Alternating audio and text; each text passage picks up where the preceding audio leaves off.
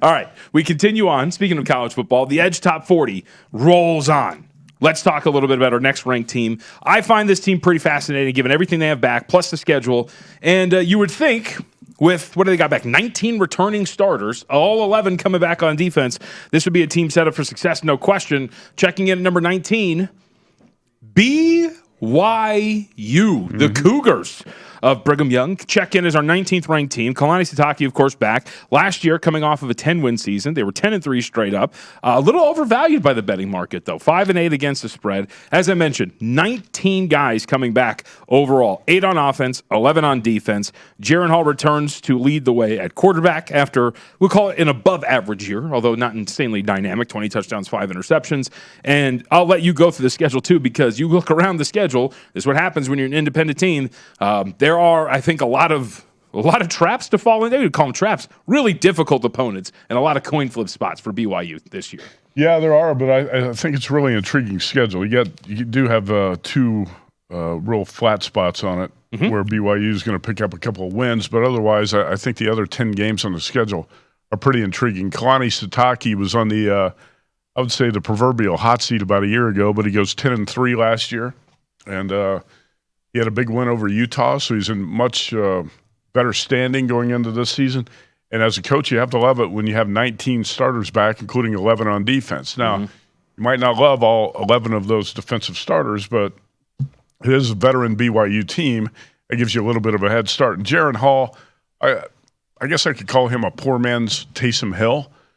Taysom Hill was a former BYU quarterback who was a dual threat type of guy who could run, was a blue-collar quarterback. I think Jaron Hall could end up taking a big step up. You look at his numbers last season. Like you said, they were good. They were really good at times. Not great. He's got a chance to turn into a great quarterback this year. I think he's got that type of ability, and that it's going to be a guy to watch. Actually, both quarterbacks in the state of Utah are really talented this year. Talking about Jaron Hall for the Cougars and How about Cameron, all 3? Don't forget Rising. Utah State. Yeah, Utah State too. Logan Bonner's not too bad either. Cameron Rising, Logan Bonner. That state's got a lot of quarterback talent. So the schedule starts off at South Florida.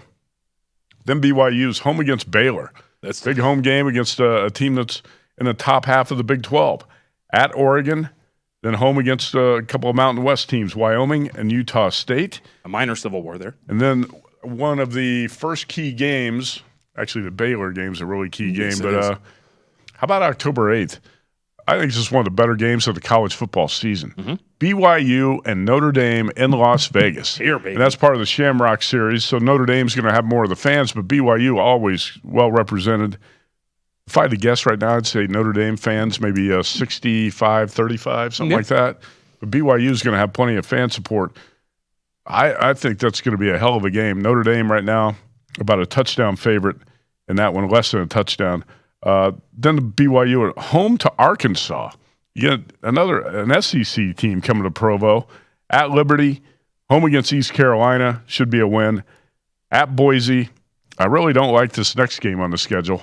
Why is BYU playing Dixie State?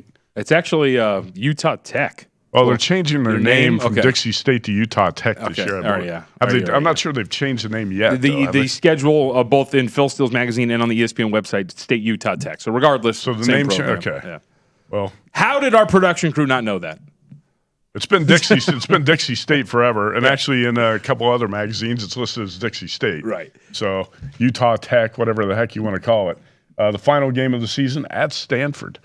So I think BYU's got a really competitive schedule for the most part, and the team intrigues me. Now, how do you break down the defense when we're talking about 11 returning starters? I mean, you would assume there is some sort of growth there. It wasn't an overwhelming defense. If you look at some of the numbers from last year, I think it was like right around 4.5 yards per carry, floating around an average yard per play mark is well allowed.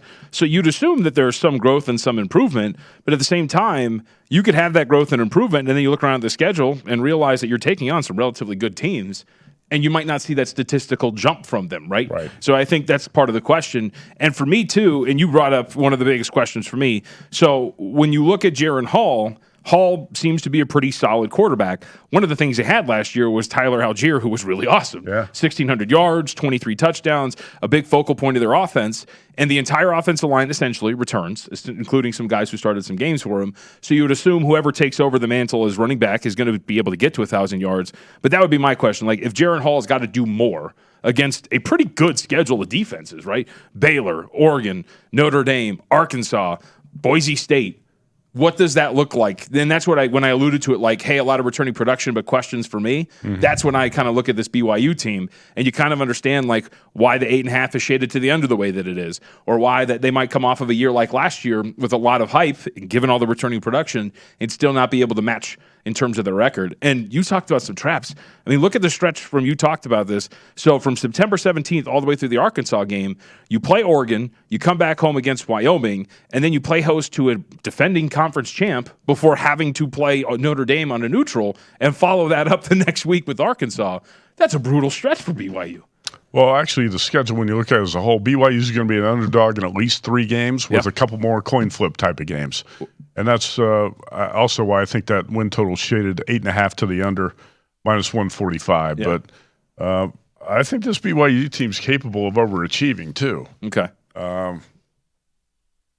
Baylor, Arkansas, those are games that BYU could certainly win at home. They're getting them at home, so they are obviously winnable contests. If you played those games on the road, might be a different story. But those teams coming to Provo, I got to like BYU's chances there. Mm-hmm.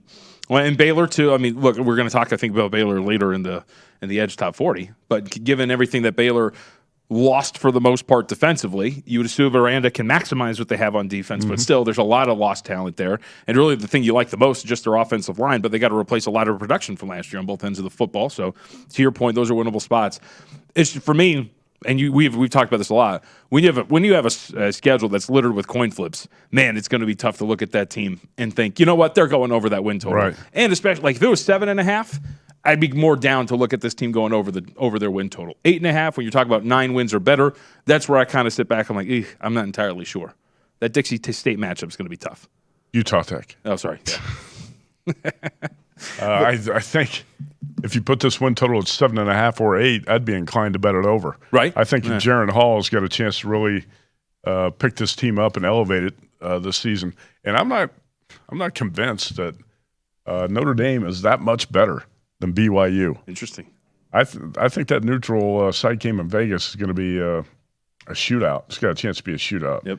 And don't take BYU lightly in that game. Don't forget Marcus Freeman's a first-year head coach too, who made some mistakes in the second half of the bowl game when the Irish blew the lead last season. So he's still a little bit unproven as a head coach. He got a new quarterback for Notre Dame too. And I don't think we should also, because we didn't mention this at all, it is a home game for them still, but that looks like it's going to be an East Carolina program this year that's going to be pretty solid, right? So that's why I found this pretty interesting. And like they're 12.5-point favorites to start the year at South Florida. That team brings back, I think, 17 or 18 guys as well. Don't sleep on South Florida as being a live dog in that game. Anytime you go on the road in your first game of the season, when you don't know quite what you are as a team yet, and you're laying double digits, it's dangerous. That was one game I had circled for that first week with South Florida, catching about that 12.5, 13 mark, and we'll see what the market does with it. But I do think the Bulls would be pretty live there in that spot at home. It should be. BYU. It should be live at home.